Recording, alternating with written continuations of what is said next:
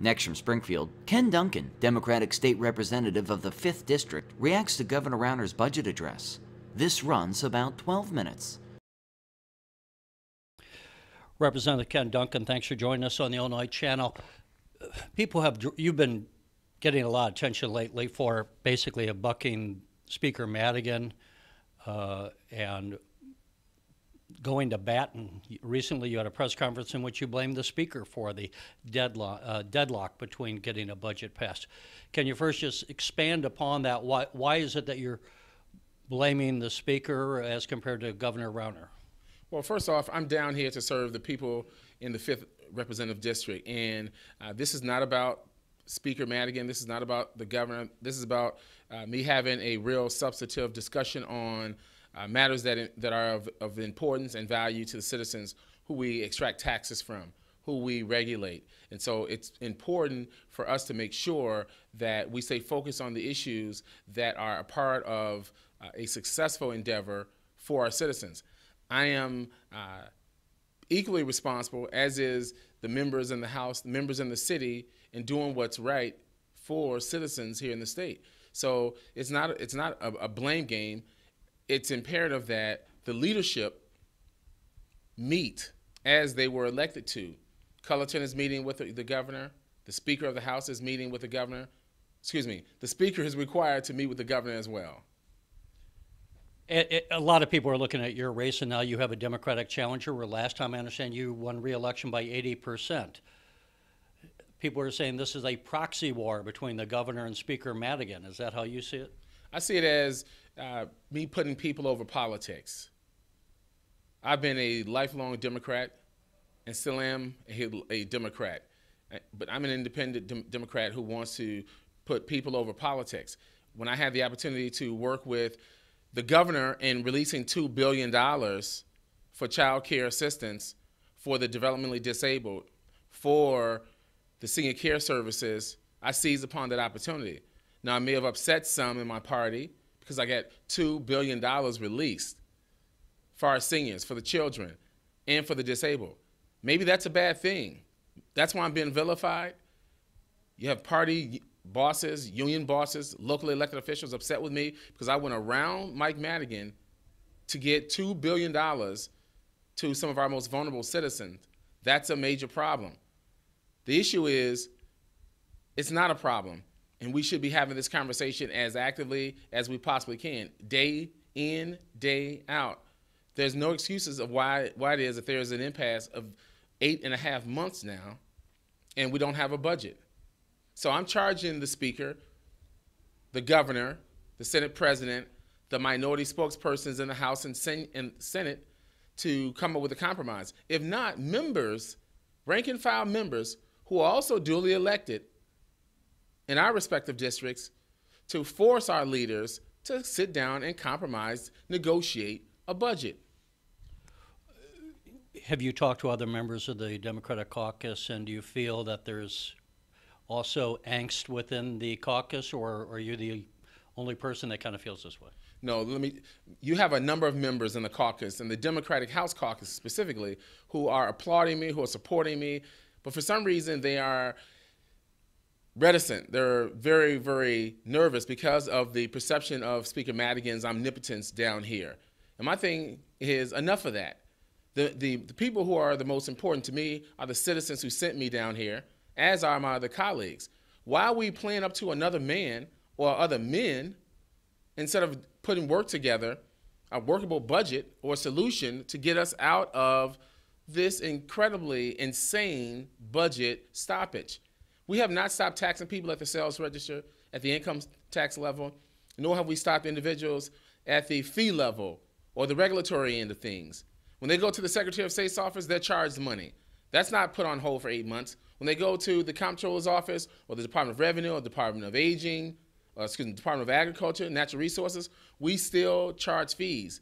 The toll booths are still charging dollars, 80 cents, $1.25. So why has state government stopped functioning?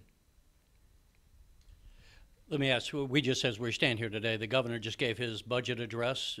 What's your reaction to it? Anything you like, anything you don't like? Well, down here, observing politics and how policy is made can be as significant as watching sausage being made.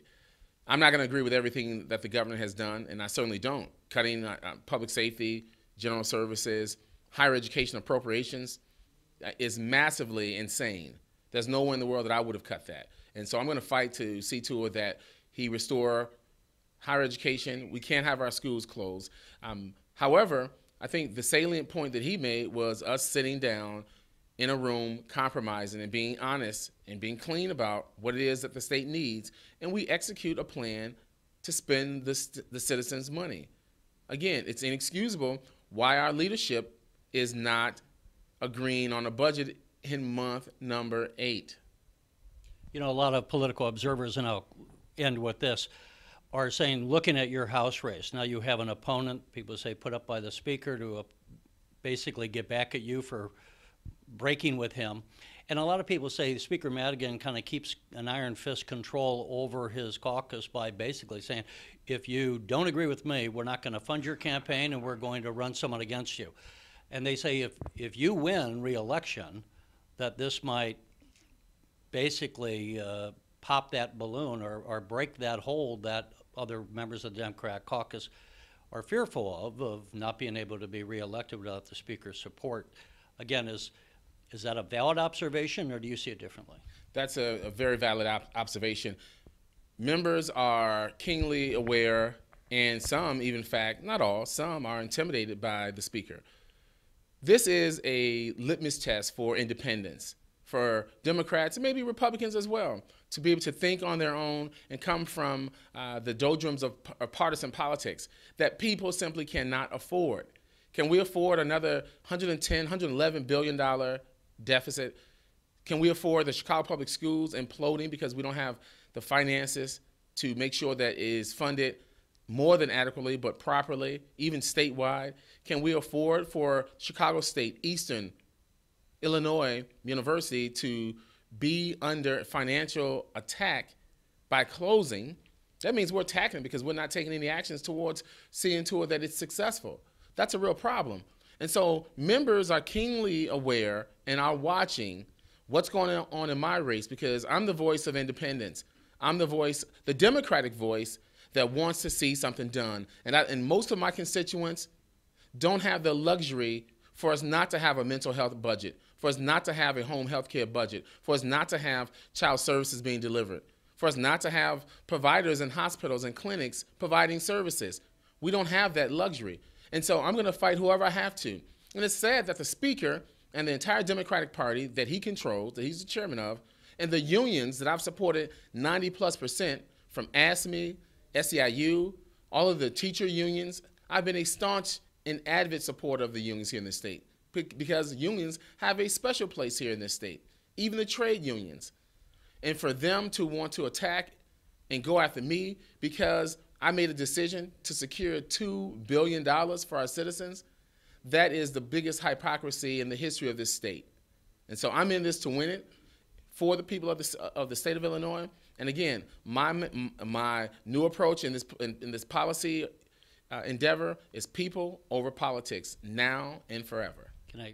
Citizens don't follow the internal political back and forth as we in the Capitol and you who are an elected official, but to what extent are you, as you campaign in your district, hearing support, or what's the reaction you're getting from your constituents?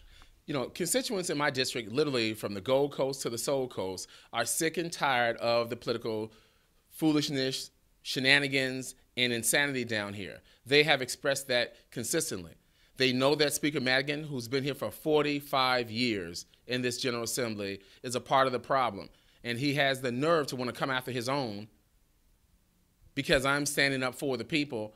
And they're very astute to what's going on as it relates to this lambasting. And for him directing and telling the trade unions, telling SEIU, telling ASME to attack one of his own, someone, again, who's been supportive for the last 13 years at a 90+% rate of supporting unions. And I still support unions. But it's a shame for them to receive this gross misinformation and this lambasting.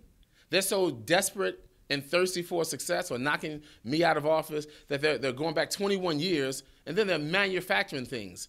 And you have some of these same aldermen who are fighting me, who have been a part of Mike Madigan's reservation or his edict, or who can't say no to him.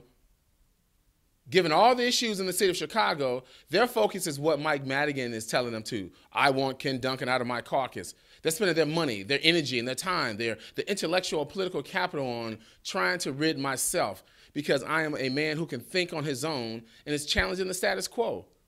But the citizens in the state of Illinois are far too intelligent to fall for Mike Madigan's okey doke. And shame on him, because all I'm doing is putting people over politics. Representative Dunkin, thank you. Thank you.